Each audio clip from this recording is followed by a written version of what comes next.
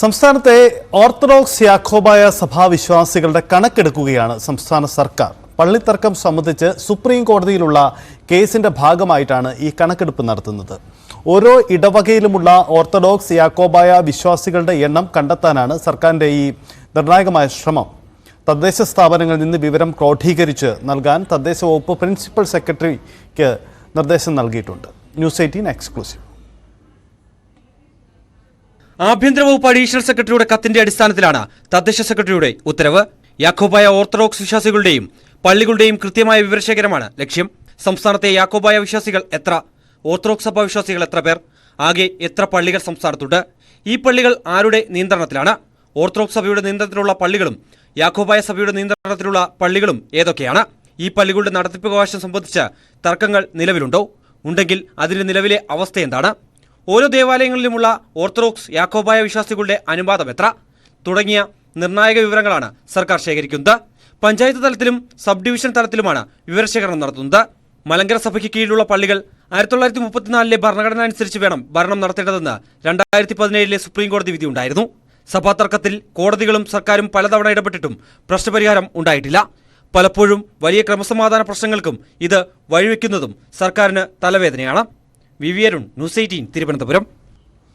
സുപ്രധാനമായ നീക്കത്തിനാണ് സർക്കാർ ഒരുങ്ങുന്നത്. കാരണം സഭാ തർക്കത്തിലെ കണക്കെടുപ്പ് നിർണായകമാകുമെന്ന് സർക്കാർ കരുതുന്നതിന് ചില കാരണങ്ങൾ കൂടിയുണ്ട്.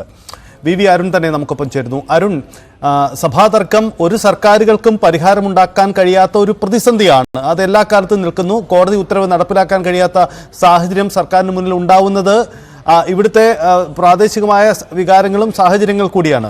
ഈ കണക്കെടുപ്പിലൂടെ യഥാർത്ഥത്തിൽ സർക്കാരിന്റെ ലക്ഷ്യം എന്താണ്? കാരണം ഓരോ വിഭാഗങ്ങളിലും ഓരോ ഇടവകയിലും വിശ്വാസികൾ ആർക്കൊപ്പമാണ് കൂടുതൽ എന്ന് നോക്കി അത് ആ തരത്തിൽ കൂടി എന്ത് പരിഹാര നിർദ്ദേശമായിരിക്കും സർക്കാരിൽ നിന്നും ഉണ്ടാവുക?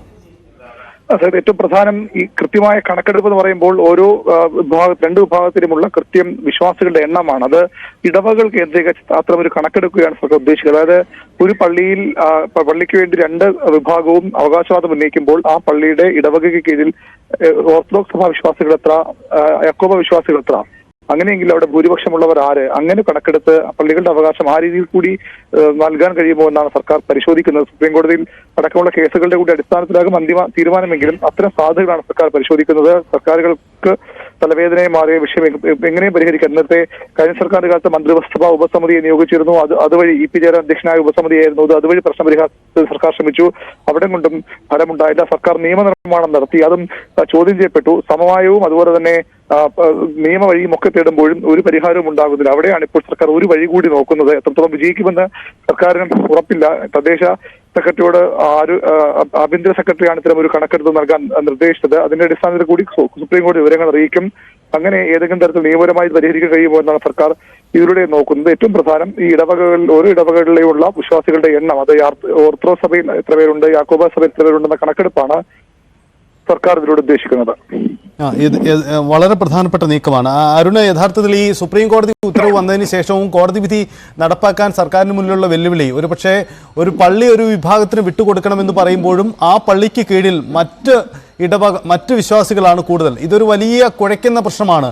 അതുകൊണ്ട് കൂടിയാണോ ഇക്കാര്യം കണക്കെടുത്തുകൊണ്ട് സുപ്രീം കോടതിയെ അറിയിക്കുക എന്നത് ഈ നിയമ നടപടികളുടെ തുടർച്ചയായിട്ടുള്ള ഒരു നീക്കമായിട്ട് വേണം സർക്കാരിന്റെ നീക്കത്തെ കാണാൻ, അല്ലേ? തീർച്ചയായിട്ടും നിയമ നടപടിയുടെ ഭാഗമായി തന്നെയാണ്. സുപ്രീം കോടതി നിലവിലുള്ള കേസിന്റെ ഭാഗമായി തന്നെ ആ ഉത്തരവിൽ തദ്ദേശ അഡീഷണൽ പ്രിൻസിപ്പൽ സെക്രട്ടറിയുടെ ഉത്തരവിൽ വ്യക്തമായി പറയുന്നുണ്ട്. ഇത് സുപ്രീം കോടതി കേസിന്റെ ഭാഗമായി തന്നെയാണ് തദ്ദേശയോടുമാണ് വിവരങ്ങൾ തേടുന്നത്. അത് പഞ്ചായത്ത് തലത്തിലും അതുപോലെ സബ് ഡിവിഷൻ തലത്തിലും വിവരങ്ങൾ എടുക്കാനാണ് നിർദ്ദേശമുള്ളത്.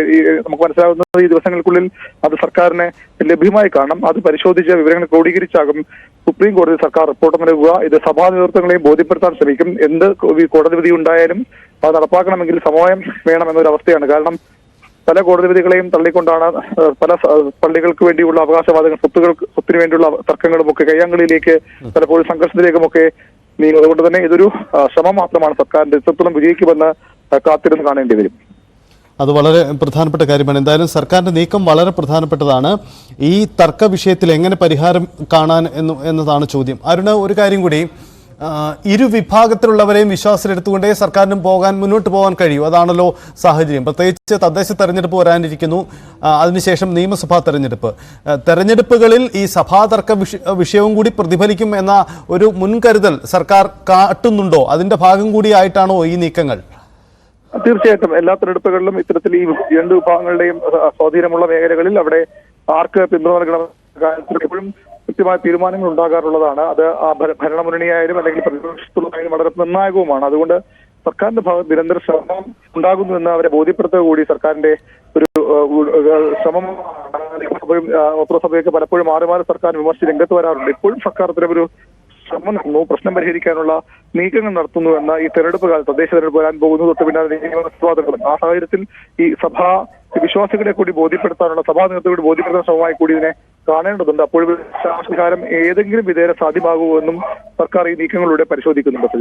യെസ്, അത് വളരെ പ്രധാനപ്പെട്ടതാണ്. എന്തായാലും യാക്കോബായ സഭ അടക്കമുള്ളവരുടെ ഇക്കാര്യത്തിലെ നിലപാട് ശ്രദ്ധേയമായിരിക്കാം. കാരണം ചിലയിടങ്ങളിൽ ഇപ്പോഴത്തെ നിലവിലെ സാഹചര്യം എങ്ങനെയാണ്? സുപ്രീം കോടതി വിധി വന്നതോടുകൂടി ഓർത്തഡോക്സ് സഭയ്ക്ക് അനുകൂലമാണ് പൊതുവിൽ സുപ്രീം കോടതിയുടെ വിധി. പക്ഷേ ആ കോടതി വിധി അതേ അർത്ഥത്തിൽ നടപ്പിലാക്കാൻ കഴിഞ്ഞിട്ടില്ല. കാരണം പള്ളികൾ വിട്ടുകൊടുക്കണമെന്ന് പറയുന്നിടത്ത് വിശ്വാസികളുടെ എണ്ണം യാക്കോബായ സഭയ്ക്കൊപ്പമാണ് കൂടുതൽ എന്ന സാഹചര്യമുണ്ട്. അതുകൊണ്ട് വലിയ തരത്തിലുള്ള ക്രമസമാധാന പ്രശ്നങ്ങൾ കോടതി വിധി നടപ്പിലാക്കിയാൽ ഉണ്ടാകുമെന്നത് മുന്നിൽ കണ്ടുകൂടിയാണ് ഇക്കാര്യത്തിൽ സർക്കാർ അല്പം മെല്ലപ്പോക്ക് കാണിക്കുന്നത്.